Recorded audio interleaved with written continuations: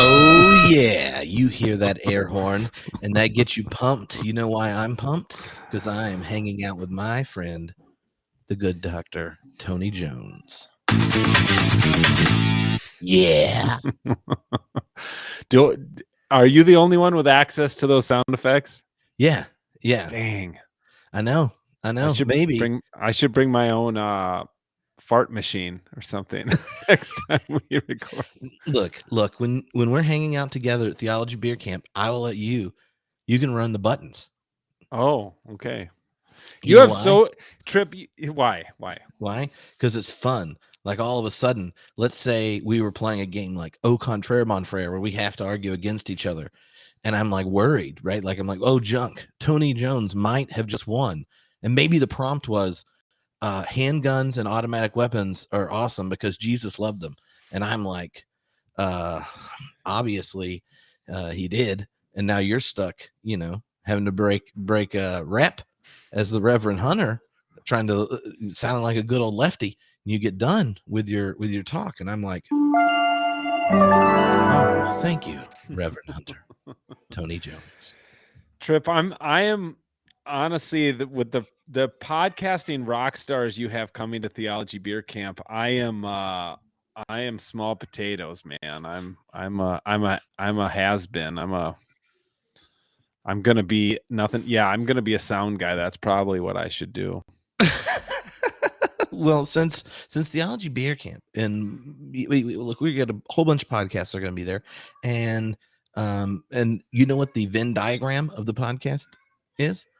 Ones I want to hang out with. That is the Venn diagram. I'd like to see a Venn diagram of the podcasts of the how many of the hosts own firearms, and then how many of the hosts own multiple firearms, and then how many of the hosts have a firearm in their podcast logo. Oh, and I know I'm the only one in that circle. You are. For those of you, I know if you listen regularly, Tony, you'll be familiar, but Tony is also the host of the Reverend Hunter podcast, which isn't just about him shooting animals for Jesus. It's actually thoughtful exploration of the spiritual dimensions of all sorts of outdoor, endeavors, be it true, sports, hiking, all sorts of things. So, yeah, that's true. In fact, yeah. I'm taking a group of pastors into the Boundary Waters in northern Minnesota in just a couple days here. Probably when you release this podcast, I will be off the grid, man, off the grid, and totally without any kind of reception, and in the middle of a million-acre wilderness. I know, but what do you do when you have no reception and you can't follow Mason's tweets? Are you able to live with yourself? Because I know that y'all are flying together from Minneapolis for the Theology Beer Camp. And everyone here, you can go to TheologyBeer.Camp and get your ticket. Put in that code REVHUNT, $50 off. Come on, $50 off if you use REVHUNT. So I am sure there are some other podcasts with maybe bigger listenerships that are probably rolling in the discount codes. I don't know if you have any REVHUNTs yet, but I know at least my buddy Tommy Hall. I hope at least he uses REVHUNT. Okay. I think there's one $50 discount out there to be I think we can get two. I think we're going to get two, Tony. Someone listening right now is saying like, oh, well, who are the non-gun? Who needs the money? Who needs the good karma with Tripp? Do one of these big name podcasts with 1 million listeners, or a little old Reverend Hunter podcast? And it's obviously the Reverend Hunter. Well, did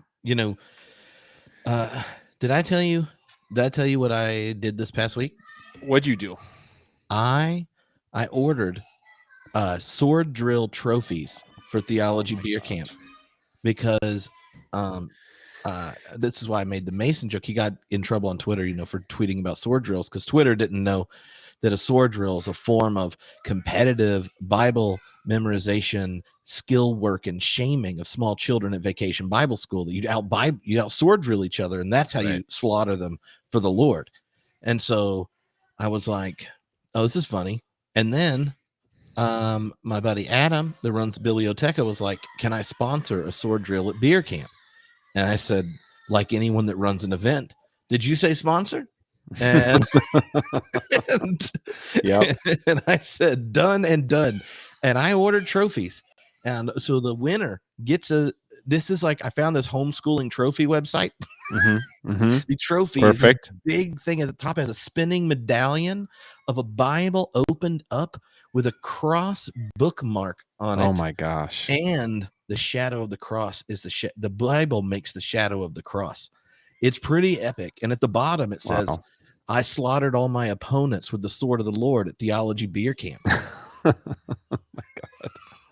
And the runner-up man, says, I beer almost slaughtered all my foes with the sword of the Lord. Beer camp's going to be fun. As you know, I grew up mainline, so we didn't do stuff like sword drills. There was no such thing. We had some memory verses at summer church camp, but they were always the shortest verses in the Bible. So, because we wanted kids to succeed, because that's mainline Christianity, But you know what participation awards. The 3 verses every mainline Protestant person knows when they start quoting them is Micah 6:8. They're like, oh, do justice, love mercy, walk humbly. Yeah, okay. They love that one. There's neither male nor female, slave nor Greek. That one. Yeah. And then Matthew 25. And they're like, oh, all the social justice-y types, they got those down. Yeah. And they're like, look, if we're going to have to talk about judgment, Matthew 25, it needs to be one where we know the moral of the story is to subscribe to the New York Times and vote Democrat. That's what we need. I actually think you're overestimating how many Bible verses mainline Christians know by 3. Tripp is currently okay. I'm just gonna break. No, I'm gonna break the fourth wall. I'm gonna break the fourth wall now, because we've all been able to hear your kids screaming the entire time. I haven't. I can hear them. Oh, and good. I was about to ask you what they're doing, and then you muted your microphone, and suddenly they went quiet, and I could only see you. It looked like you're miming that you're shouting at them, but it's funny because you kind of did the old thing like you put your hand. Tripp's currently doing it again. He's putting his hand on the side of his mouth like he's shielding the rest of us, but all he's done is hit mute, and now the kids are quiet, and now you've turned your mic back on. We'll see, Tony. At the end of the summer, the 8-year-old has mastered annoying her brothers. Oh my gosh, and she gets them so that they ultimately get themselves in trouble. That's how it works. My boys annoy their sister so much, and she loves them, but they get under her skin. Oh my gosh, it drives her absolutely berserk. Yep, no matter what they do. And then they just do it to just, turn the screw on, basically. So Tripp, the Theology Beer Camp's awesome. And then you and I are going to be at another event together in early February. The Progressive Youth Ministry Conference is coming back out of its COVID hiatus. Probably a lot of your listeners have been before, when we had it in Chicago, we had it in Dallas, we had it in outside in Asheville, North Carolina. This time it's going to be in the uptown neighborhood of Hotlanta, the ATL, and it's going to be kick ass, dude. You're going to be there. You're going to be doing already. Hey, somebody signed up today for the Progressive Theology 101 Intro to Progressive Theology PYM pregame for only 50 extra bucks on top of your ticket.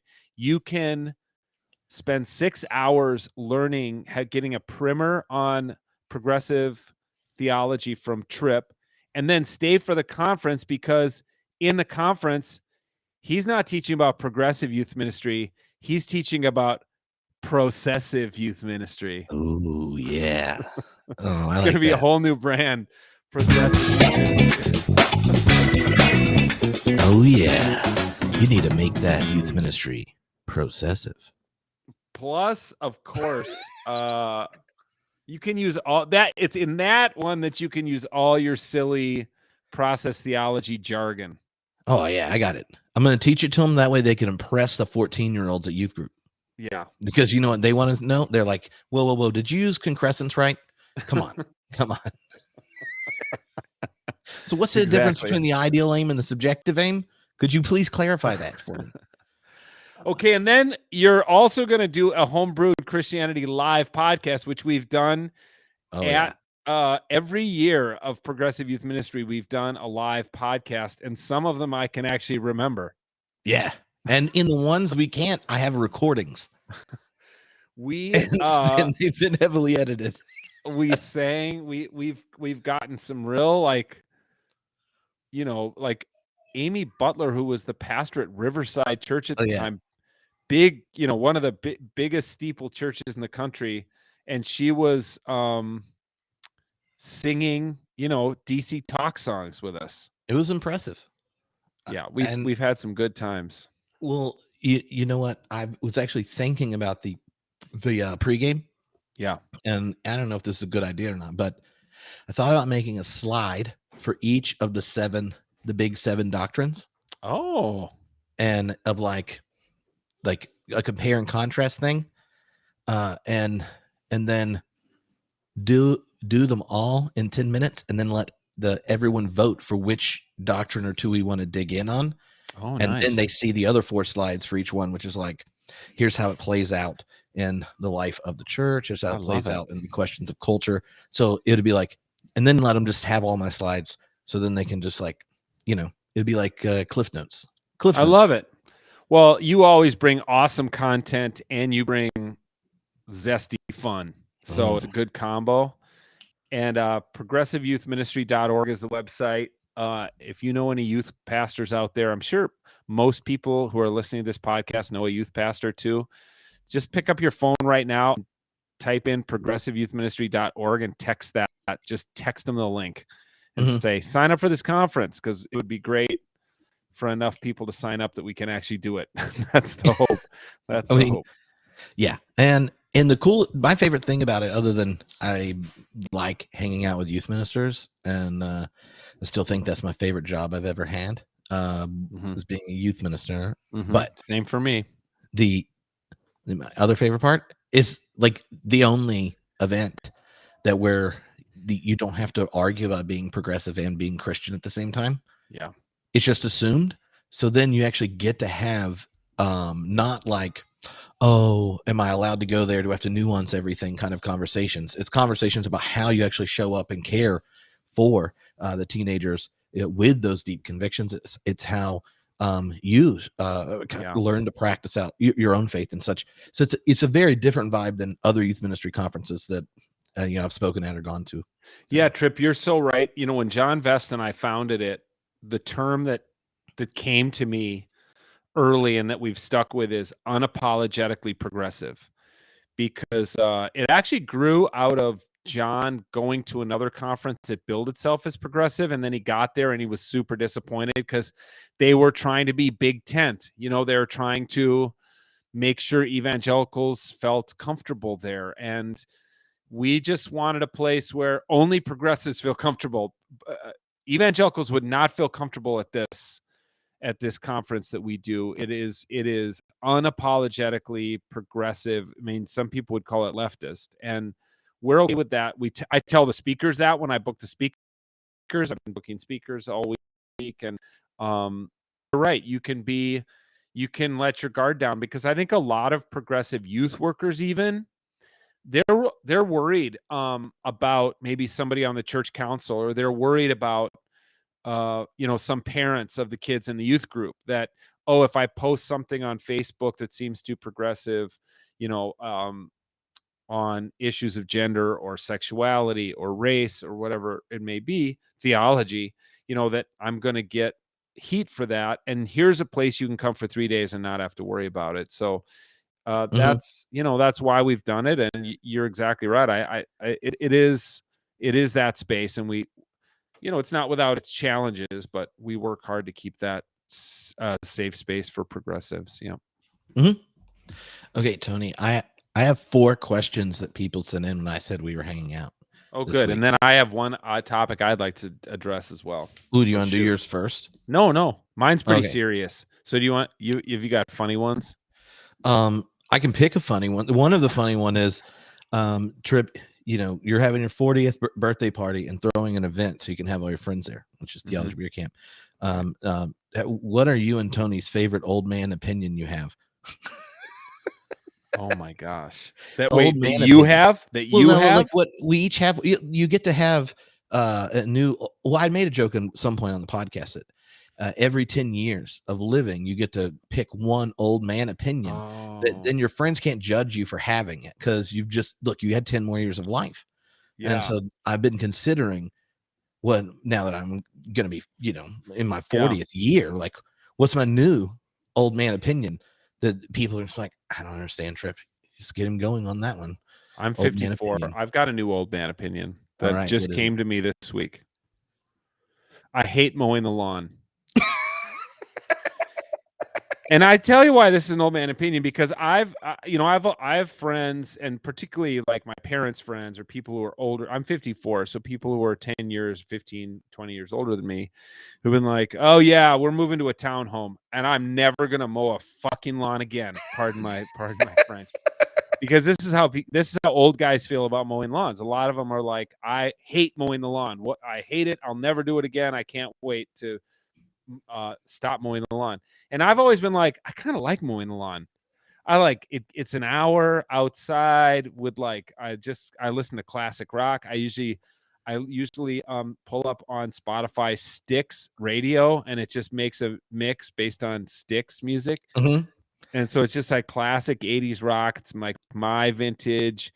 Do you But speed up when Renegade comes on? I mean, there's some great Styx music.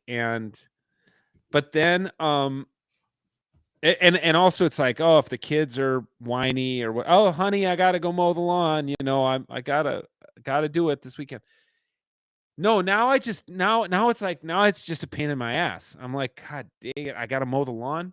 I just mowed the lawn, and I know I gotta mow it one more time before I leave for the Boundary Waters to canoe for a week. So I'm like, how I gotta mow the lawn on Sunday. What if it better not rain? It's gotta be dry when I mow it, blah blah blah. So I just spent $600 on a new mower because my Toro died. So I was like, of course I got to buy a battery mower. Like, I'm not going to buy another gas mower. So it's expensive. It's stupid. I then have to water this freaking grass so that it grows again. So that's my crotchety old man opinion. Oh, I hate mowing the lawn. that's a good one. It's a good one. I mean, it definitely sounds old man. Like I'm now at the point where I watch my teenager do it and then come out to make sure it's done well. And I Yeah. like this stage of life. No, that's a nice I'm like, one. hold on, let me check the edges over here. I got to teach you comprehensive quality workmanship. Yes. While I sit over here with iced tea and make sure you feel encouraged and supervised. So, see, I'm trying to decide if I'm going to keep this old man opinion because I kind of judge myself for having it. I've just heard it come out of my mouth a lot recently. Okay. Let's say a good friend is telling you something that's happened to them negative. I agree. All these things were negative. Maybe someone hurt them or betrayed them or something was really hard and all this kind of stuff. And my new response too often is, look, it's not that bad.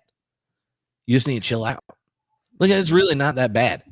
This is not the end of the world. This is not Tripp's normal response. I usually go, oh man, try to like lean in, resonate with the trauma from the experience and the pain. And that was my norm. Now I'm just like, yeah, you're going to need something. If you're going to complain this much, it should be worse. And I know I would not have thought this for most of my life. Even if I thought it, I would not externalize it. I would say, Tripp, stop being a little jerk. Look, you don't know how they experienced it. Maybe this is the worst experience they've had in that part of their life, and it just feels that big, and you've had worse than that, so you think it's not a big deal. Now, I think I'm all the way to the old man level, just telling them, like, I think you should cultivate resilience and grit and probably just work harder or cut this person out of your life or draw a boundary and move on. Do you know what GTFO means, sir? That's the kind of person I'm becoming. So I'm trying to decide if that's going to be my old man opinion or I'm going to ask Jesus to help me re-engage empathy because sometimes a good friend, you got to give them the, oh, come on, we can do this. Don't worry. But I feel like I'm now saying it to everything. And I said it to one of my kids at a clearly unnecessary point. And Alicia was like, wow, somebody sounds like an old man. I'm like, okay, yeah, maybe it was pretty hard for him, but also he could just chill out and work a little harder. Okay, let me tell you, if I lived next door to you, what would be my old man opinion. Okay? Okay. We've already talked about this, so it shouldn't be a total surprise to you. I would lean over the fence and I'd see you out supervising your kid mowing the lawn, and I'd say, "Get that kid a haircut." Just so you can get a wig. Oh yeah, is that right? Yeah, give it to Locks for Love. Have your kid get a haircut. Give it to Locks for Love, and then I'll get a weave. Yes. Well, okay. Here's one though. Question I had for you about Elgin, my 14-year-old, Who just got a haircut. Yeah. Yep. I'm so happy about that. Well, I mean, I told him that you wanted to give him a medal just for getting his haircut. Yeah. Like Tony's against participation trophies in sports, but when it goes to haircuts, wow, he'll drop them I mean, out. if he were in a high school garage rock band, I could see the long hair. But if he's gonna play baseball, yeah, get a haircut. Well, Which he got one. I know. He said it works better for when he wears a baseball hat. Exactly. So he's going. He's been practicing crossbow and going gun safety training and target and stuff with my dad. Mm-hmm. He wants to go on his first hunt when Dad goes on his big hunt in the fall. Awesome. So what's the how would you memorialize it? Do it in a way that recognizes the larger picture of what's involved in hunting and harvesting the meat, all that kind of stuff. How would you think about that as a parent? Plus, I think it's cool that he's getting to go do it with his grandfather, and they have that's fascinating. I mean, one thing I would have him do is listen back to a podcast I did with a friend of mine named Murphy Robinson. And Murphy is a trans masculine hunter who lives in a tiny house in Vermont and is off the grid. And they have they do different classes called Way of the Warrior and Way of the Weaver and stuff. And it's really for that kind of people. It's for mainly for trans and queer people who want to get into the woods, but feel like the traditional ways of getting into hunting is so traditionally cis masculine that they don't feel comfortable. So people should look up Murphy. Murphy does incredible stuff. But it was a great episode. Yeah. And so I mentioned that because there might be part of that episode that's applicable where Murphy talks about kind of the liturgy that Murphy has when they kill a deer.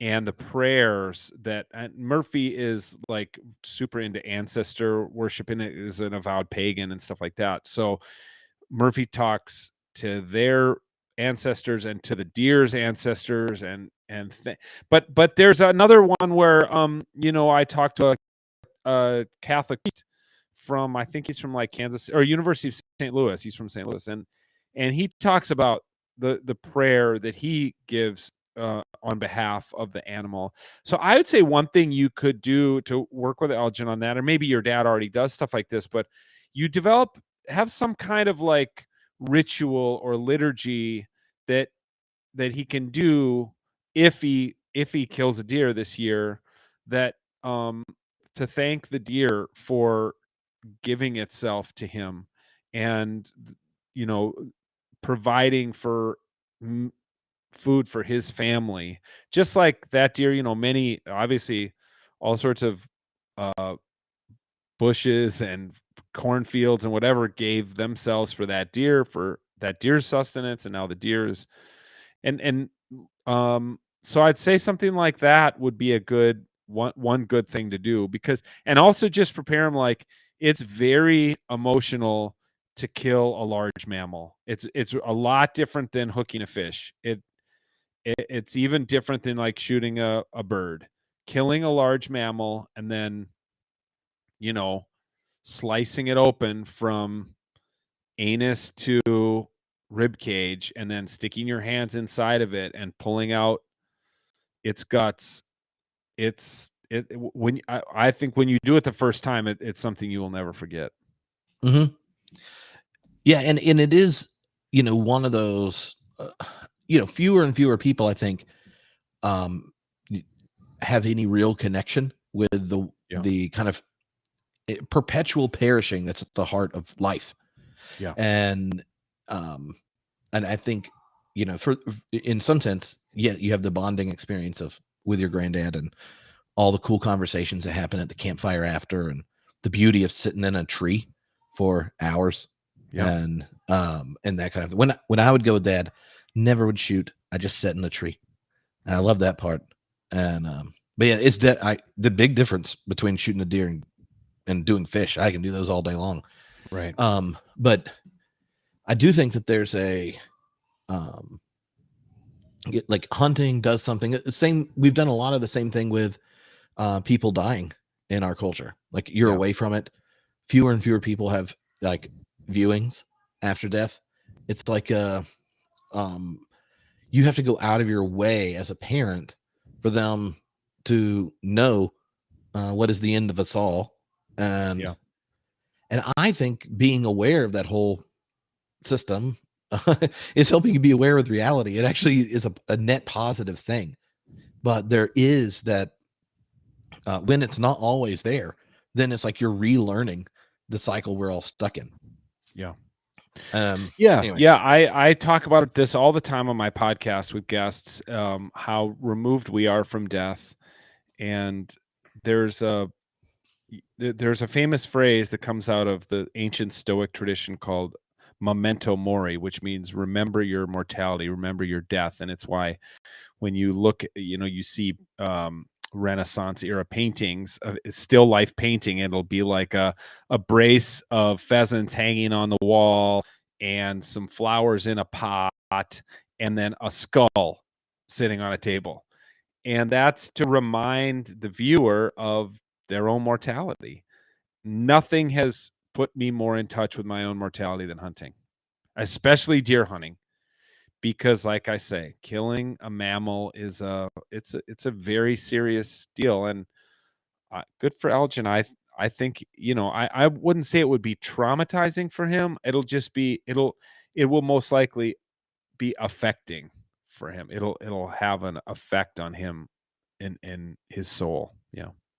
In a good way, I think. In a good way. Yeah. Yeah, it is it's a big experience. I mean, our ancestors, Tripp, for 100,000 years, Homo sapiens saw dead people all the time. Yeah. Like you'd see a dead person a month in your village or your tribe or whatever. And how often do we see dead people? Almost never.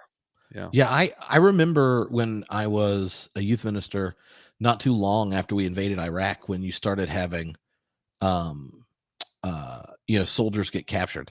Yeah. And then you have these beheading videos go put on the dark web, and then high school kid sees it. And this is the first, it's not just that it was this violent murder of an American soldier, and but this is the first time they've seen actual death. Yeah. Is that, that's right. Yeah. And so they have that simultaneous shock of the horror of it and they've never been to a viewing. When I was a kid, it was the Faces of Death movies. Oh yeah, you remember those? And on VCR, like taped and like record, like copied and copied and copied. So they're fuzzy and they're kind of hard to see. But the guy whose parachute doesn't open, or the guy who gets eaten by an alligator. this is way before everybody had camera phones. So it was. That's how we saw it on those crazy movies. Yeah. So when you take the group out on the Boundary Water and things, what's their textbook? Like, what are they reading in preparation for kind of that whole experience, and then thinking about the creation in that context? Yeah. And well, there's some of the people who are coming with me are getting a Doctor of Ministry from Fuller Seminary. So this is part of their coursework. They have to read 4,500 pages per class. So I have to assign a lot of text for them. But for Do the they others, bring all those pages oh with my them as they gosh, go I around tell them, the don't house, bring or any what? books with you. Don't bring any books with you. They do have to make a presentation on different books around the campfire, but I'm like, just bring your notebook and we'll have a discussion, you know. The text is, for me, still Jürgen Moltmann, God and Creation. It's amazing how a book that was written in, I think, 1993 still holds up. You know, he doesn't maybe talk about climate change, but he's constantly talking in that book about environmental catastrophe and how Christians should be at the forefront of trying to save the creation. You know, he talks about a lot about creatio continua. There's great conversation in that book about creation ex nihilo, which I know you process folks talk quite a bit about. You know, he's on the progressive side of Reformed theology when it comes to like his doctrine of creation. So that's the main text, and then there's a lot of other books. There's a great writer um, who wrote about the Boundary Waters named Sigurd Olson. So they have to read a book by him. Maybe I have him read some John Muir. I think there's a couple other. Michael Velker has a creation book. I can't remember all of them off the top of my head, but there's a lot of different stuff they have to read. Sand County Almanac by Aldo Leopold they have to read. Walden by Henry David Thoreau they have to read. So there's some kind of outdoorsy nature stuff, and then there's definitely some theology. Nice. Yeah. Well, the one of the questions people sent in was, what's a book you reread on purpose recently? And I don't know if that counts. But I mean, it's really on brand for you to read Moltmann, isn't it? Yeah. Well, as you know, when you teach, when you've read a book, I think it's upstairs, otherwise I would show it to you. My copy of God and Creation has so many bookmarks, paper clips, highlights. You know, I've read it so many times. I've mastered that text. It makes it easier to teach, frankly, because I know it so well. The fact that it holds up really helps me a great deal. But let's see, a book that I recently reread. I reread Dune when the movie came out. Yeah, that was my third time reading Dune. And? Because my boys and I wanted to watch the movie together, and they'd both read it more recently, so I reread. That's a book I've reread. How about you? What have you reread? Well, now that I've recently unboxed, in the process of unboxing all my books, the thing I've read the last few weeks has been Niebuhr, and and I don't know what started it, but then I read a book about Niebuhr, which I had never read before. But then Children of Light, Children of Darkness is fascinating, and I read it apparently because I left notes in it, but this time it's like really popping, and in it he's spending this time reflecting on the ways in which faithful progressive Christian types, because they don't take seriously human depravity and the nature of power and institutions and systems, they ultimately become tools used by the like corporatism, military industrial complex, all these kinds of things. They take their virtues and then they form them in these systems. And he's playing off the parable where Jesus is like, look, it's great to be children of light, but if you don't think about reality and how it is, then you end up becoming a tool. And he kind of takes the parable and plays it out, and I think it hits because in so many places I know the temptation to either think things are so bad in all these ways and just kind of say, like, burn it down and start over. You get that temptation. You're like, oh, we tried it and look at what's happening, blah, blah, blah. Or to have some vision of perfection that you're like, if I just perform this, then at least I know I did the right thing and I can kind of sidestep responsibility of being intentional about the power I have in different agencies, institutions, and such. And throughout the book, I'm about halfway through rereading it. He consistently picks his own team as the one to give examples, right? Yeah.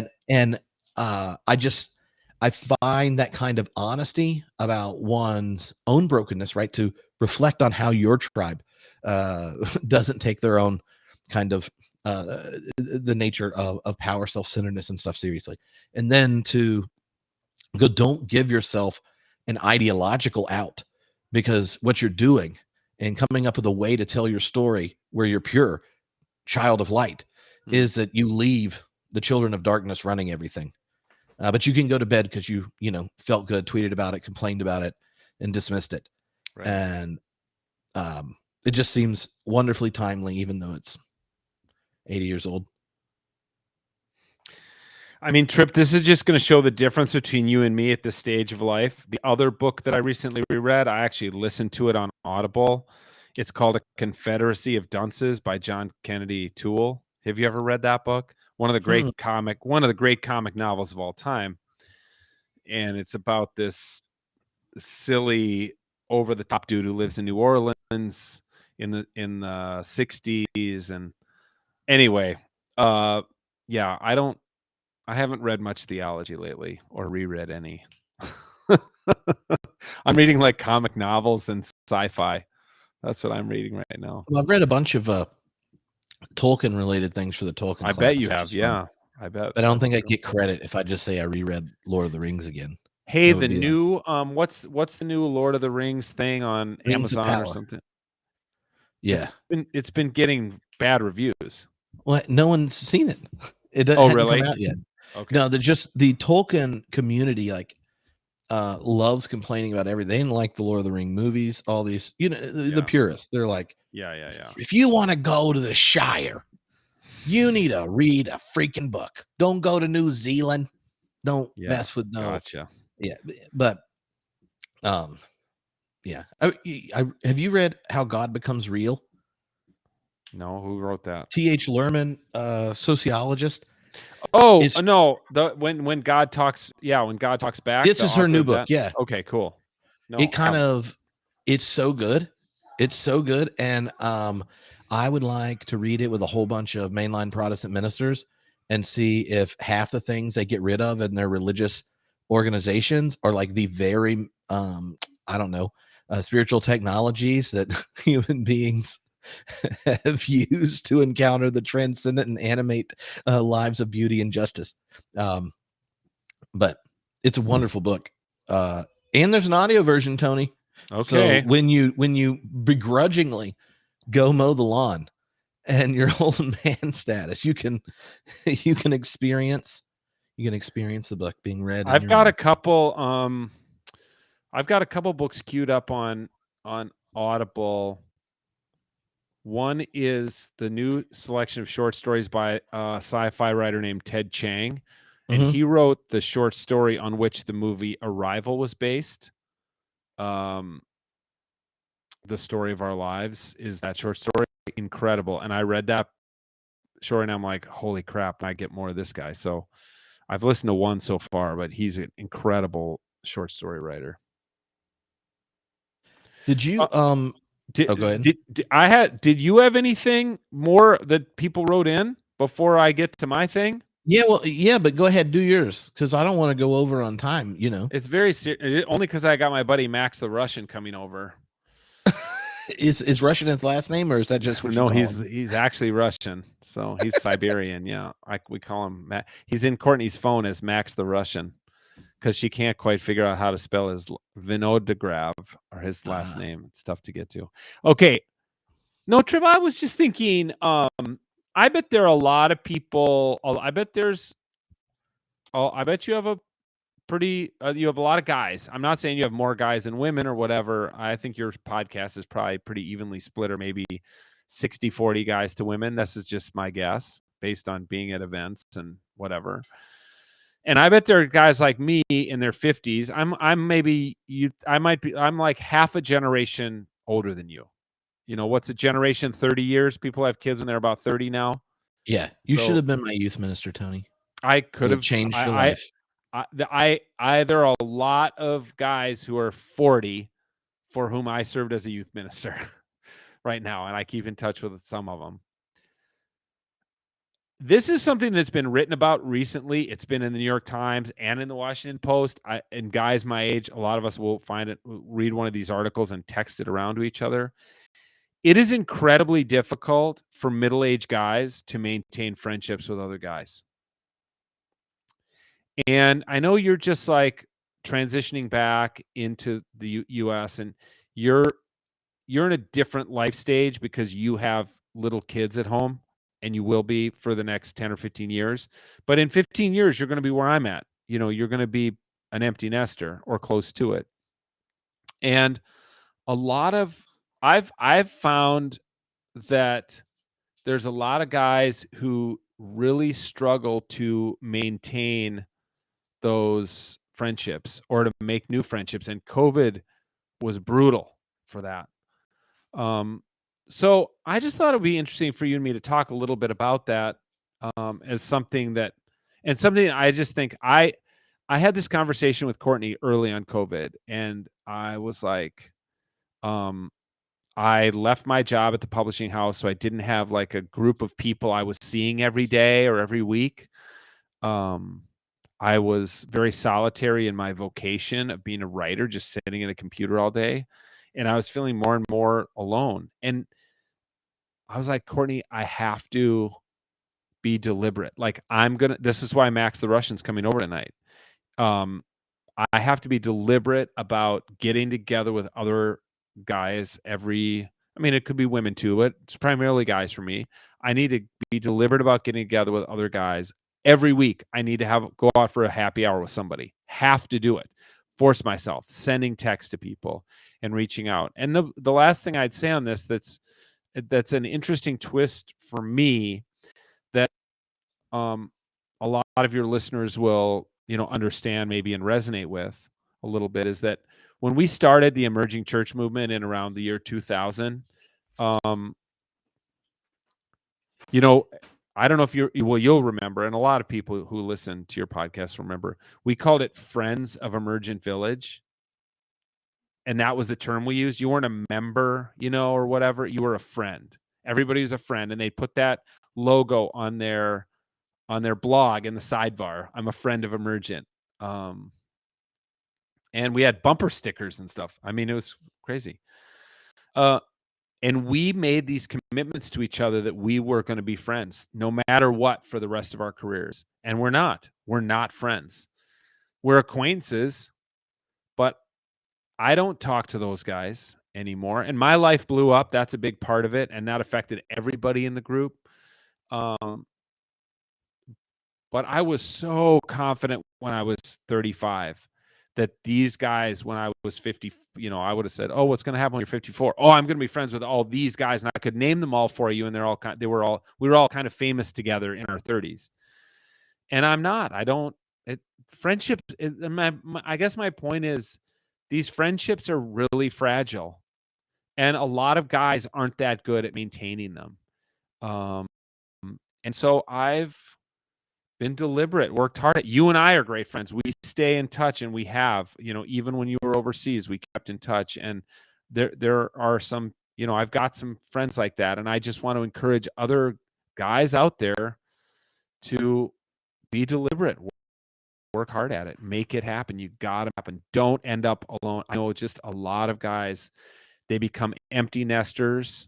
Their whole lives revolved around their kids' sports and and then their kids leave and they look at their spouse and they're like, holy crap, we have nothing in common. And I have no hobbies. I don't hunt. I don't golf. I just work, especially pastors. I just work. Definitely.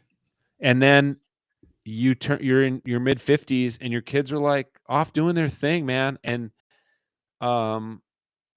it's interesting. I've said this before on your podcast. I've probably had half a dozen pastors around my age say, please teach me how to hunt. I've never hunted. Will you take me out hunting?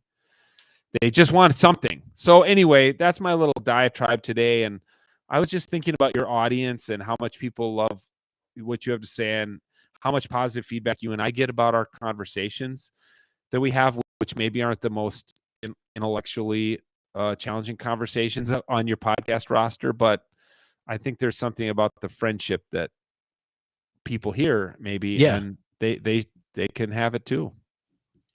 Yeah, I think that struggle is real. I know plenty of friends that have it. I got text messages from just since getting back with people I was friends with, and we stayed in touch while gone.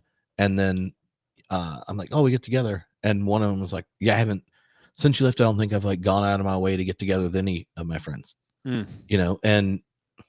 they have a list of reasons why, and it's like none of it is bad reasons. It's just easy. When you're in that, I don't know, the first part of adulthood where you really know that you're a real adult, where you're like, well, I'm trying to grow in my vocation. I'm trying to raise my learn how kids. not to suck at being a parent. And I'm trying to figure out if when I get done doing this, will I be able to retire? And all those kind of things. But yeah, it is hard. And different personalities, I think, do it differently. And then depending on your MO, it's different because like some people, now that I'm close to where I grew up, there are some people who have never left, and they're like, oh, Tripp's back, I'm gonna go hang out with him, this is great. And they just never left. And then there's the other half of your friends that are all in random places all over. And then they struggle because they have been a bunch of different places for 2 or 3 years. And I think it's real hard. And I basically try to come up with reasons to hang out with my friends by doing stuff that I know I'd have to do anyway. Right. So yes, there are a lot of people that know we've known each other a long time, and we at some point we decided just to start podcasting more frequently. Gives us a reason to hang out and and do things. And it is different than some of the other episodes because it's friends talking. And half of it is tangentially related. Right. But you got a little 5-minute theology Niebuhr deal in. So there's a little theology in this episode. You can call it like a very little theology, the episode or something. A very little theology with Tony Tripp. But I think that's a genuine need, and it's also something communities of faith have not been good at. Right? They tend to service the children, and that which gets the parents to come. And the men's group comes last. The other night I was with a friend. We actually met when we were in 4th grade. He still not married and no kids, and I said something about how hard it is to find friends, and it would be cool to get to spend more time together. And he's like, you think it's hard? Like, at least you can meet other dads when you're coaching or at something.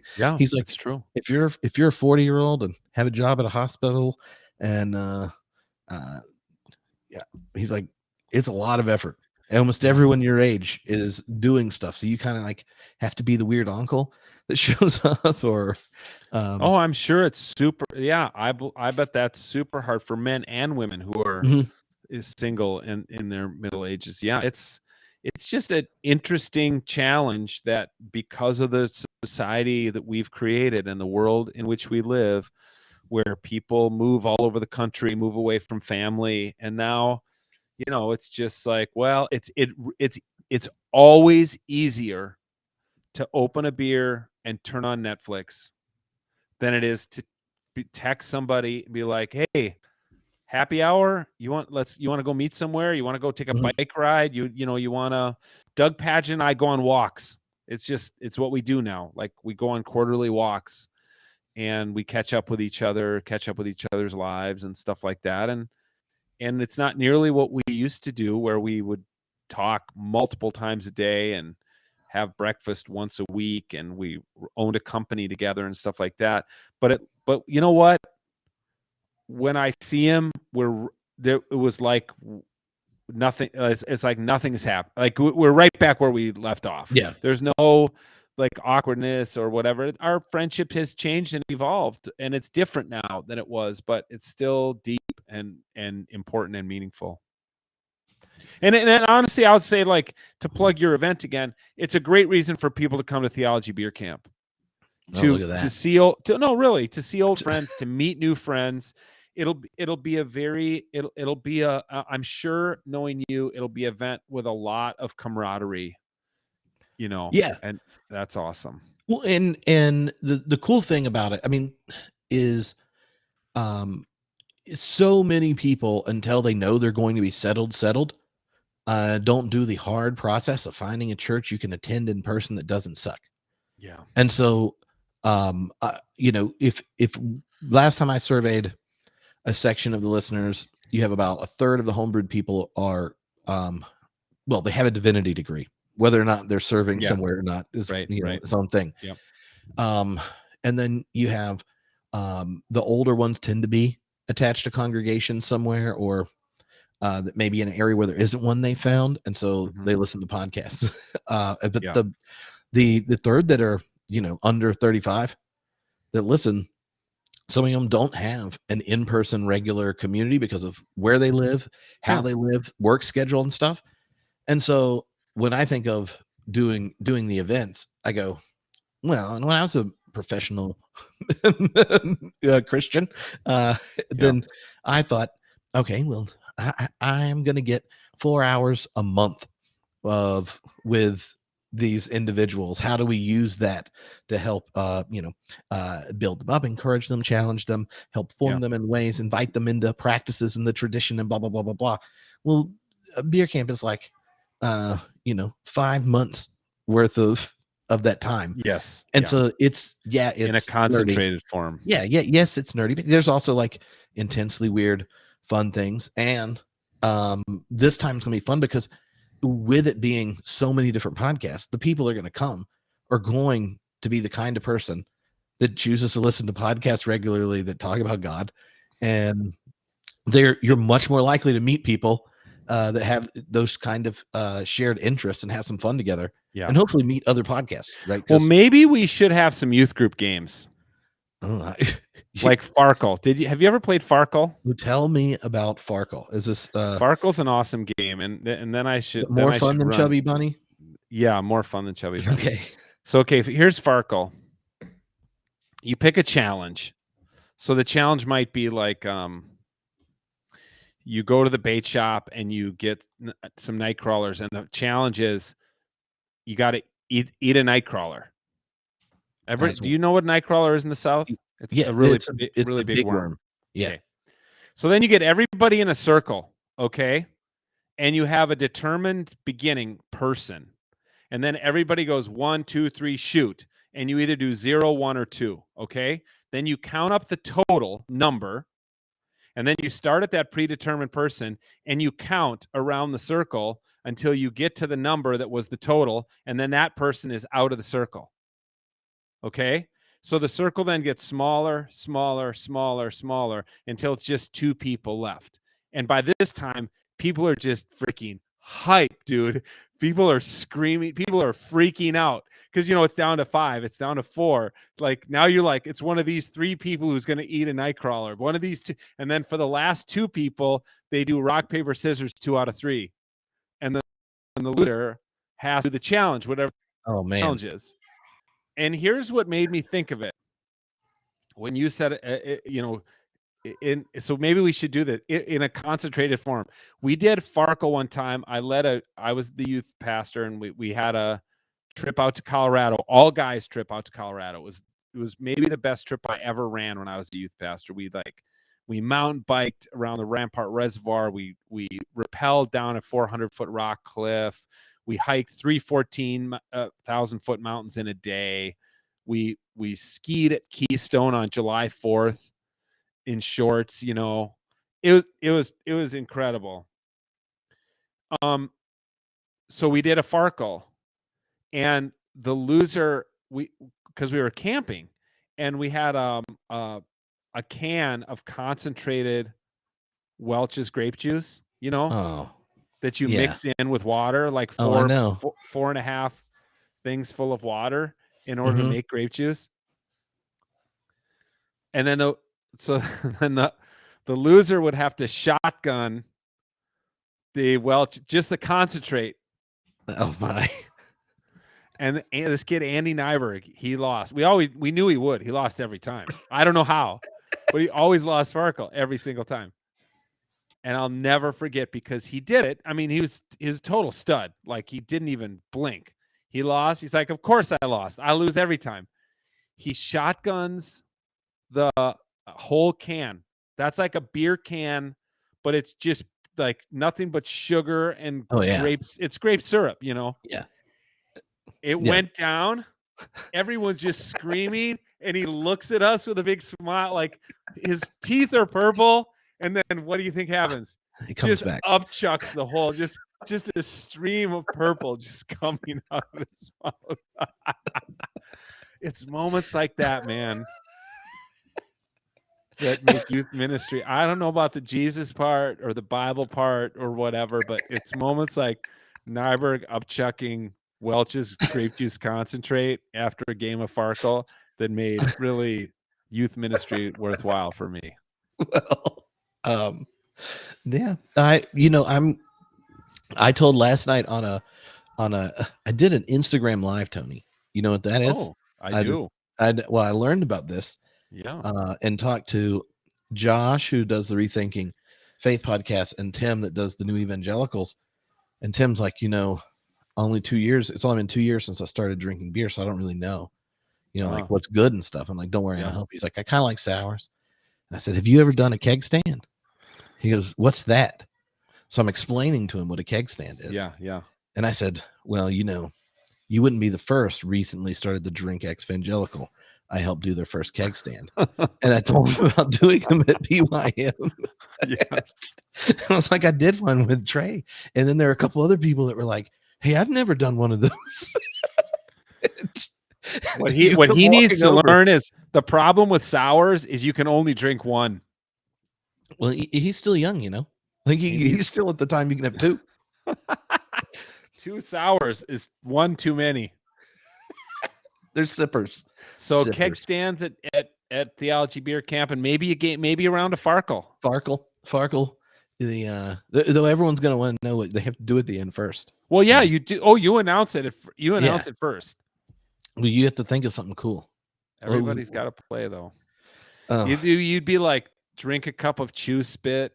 Well, would you have to do like 3 or 4 circles? So if there's like a couple hundred people, you divide them up in like circles. Yeah, you could do that, and then you could get it down to like the last, the final 5 from each circle. You'd have like quarterfinals, semifinals, and then finals. Yeah, but it would have to be something epic, dude. If we tell them have a bathroom break, then we see how many don't come back. I do remember playing Chubby Bunny when I was in seminary, and I was working at a Covenant church 15 hours a week as a junior high minister. And we played Chubby Bunny, and we had a lot of neighborhood kids. And I remember this one kid, oh my gosh, I'll never forget. So he's jamming the marshmallows in his mouth and saying Chubby Bunny, and then one more marshmallow, Chubby Bunny, one more marshmallow, Chubby Bunny. And he started laughing. He started laughing so hard. And I thought, oh my gosh, this kid's going to choke to death. Yeah, this is dangerous. And then he starts spitting out the marshmallows. But let's just say his Big Mac also came out. He's laughing so hard, spitting out the marshmallows, but then he just starts puking right behind the marshmallows. Like, it was actually probably the puke that saved his life, because it forced the marshmallows out. And that's why safe church policies have prohibited. I've heard that. Like young life outlawed Chubby Bunny. Okay, let's circle back to old man opinions. There's an old man opinion from me. Bring back freaking Chubby Bunny. Bring back Chubby Bunny. I play Chubby Bunny, and the kids can play Chubby Bunny today. They'll be just fine. Have you ever played pound the pole, slap the ball? Maybe you need to describe it, and then I can tell you whether I've played it or not. This is the most popular youth game when I was a youth minister. So I got 2 5-foot PVC pipe poles, probably like 8 inches in diameter, and at the bottom I drill 3 holes and use suspension cords so it's held up on the ground. It kind of can wobble and stuff. And you put basketballs on top of them, and you spread them out the ends of the church, into the church property. And you put a 10-foot diameter spray paint circle on the grass. You got a goalkeeper in them, and it's like capture the flag, but you have to go. The goalkeeper can't. No one on the defense can go in the circle. Okay. Yeah. Right. So you kind of get as many people as you can in the circle, then run to try to get it out without getting tagged. Sure. And you win, get this, by getting 2 balls next to 1 pole. And sometimes your ball's stolen and then you get the other ball back, and you have to go back and forth. And so when you attack the pole, it's called pounding the pole.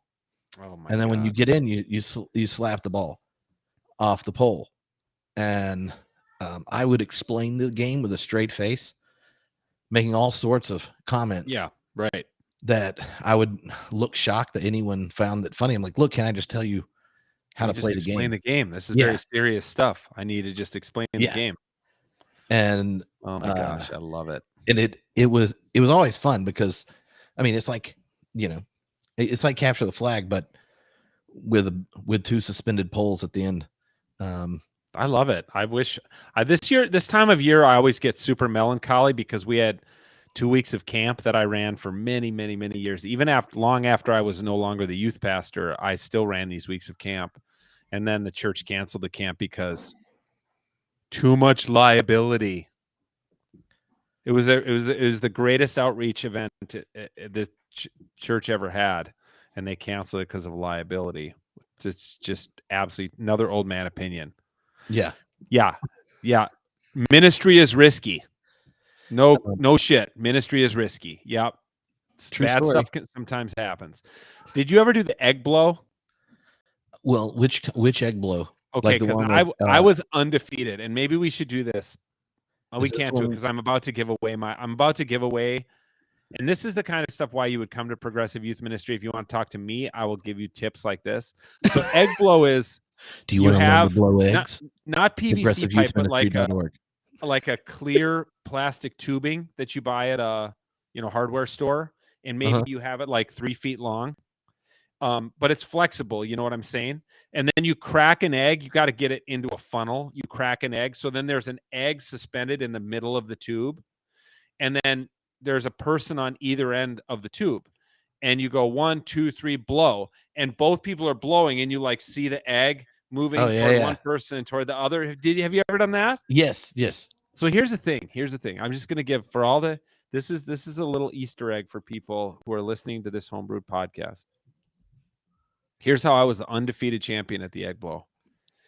When you're holding that tube, what you do is they say 1, 2, 3, blow, and you stick your tongue into the tube. Okay. Ooh, so it's stop. Tongue the tube. You tongue the tube, and the airflow stops. And then you pretend like you puff out your cheeks so it looks like you're blowing super hard, but you're not. And you're just watching the other person on the other end of the tube, and it's invariably it's some like junior high kid who's like, I can beat him at the egg blow, and they're blowing, and then of course at some point they have to take a breath. Yeah. So as soon as you see them like start to breathe in, that's when you pull your tongue out of the tube and just give it everything you got, and before you know it, there is raw egg in the back of their throat, and you're the undefeated egg blow champion. There you go. So look, I said a little bit about Reinhold Niebuhr, but but also if you're looking for games to play when you recultivate your friendships as an adult, then this is the kind of thing I'm sure the egg blow would be because of germs and COVID. Nobody like would ever blow into a tube where there's somebody blowing on the other end of it. It's just another old man opinion. We should have a sound effect for every time we have an old man opinion. Let's see. No. Yeah, that's the old man opinion, man. Oh my gosh. Well, you have fun with your Russian. And thanks, buddy. It's great but, to see you. but don't have fun mowing the grass. Don't do it. I won't. And everybody, we'll see you at Theology Beer Camp, and then a few months later at Progressive Youth Ministry. All righty. Until next time. And if you enjoy it, send us topics or questions, and especially ones that aren't theological. That way we I'm just a little out of shape, theologically out of shape. All right. Well, next time I'll give you a topic in advance, and then you're going to be coming back from your time in the Boundary Waters. Yeah. And leading a tour of Italy. We can talk about that. Yeah. Next time. Yeah. I want to hear Doctrine of Creation. There we go. Got it. Okay. All righty. Later. Snatchy burpees.